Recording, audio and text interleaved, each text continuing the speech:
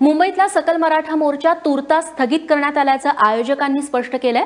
औरंगाबादेत मराठा मोर्चा संदर्भात पत्रकार परिषद आज पार पडली। यावेळी मुंबईतला मोर्चा तुर्तास स्थगित करण्यात आल्याची घोषणा करण्यात आली आहे। तर 14 डिसेंबरला नागपुरात शेवटचा सर्वात मोठा मोर्चा मुख्यमंत्र्यांच्या बंगल्यावरती निघणार असल्याची माहिती देखील यावेळी देण्यात आली आहे। मात्र नागपूरच्या मोर्चापर्यंत ठोस निर्णय झाला नाही तर मुंबईतही मोर्चाचं आयोजन करू असं स्पष्ट करण्यात आलंय।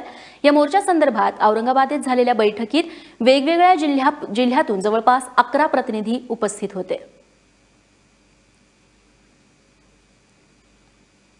नागपूर अधिवेशनाच्या अगोदर जे मोर्चे तालुकास्तरीय काढत आहेत, जिल्हास्तरीय जे मोर्चे आहेत ते मोर्चे सर्व जिल्हा स्तरावरचे मोर्चे होतील।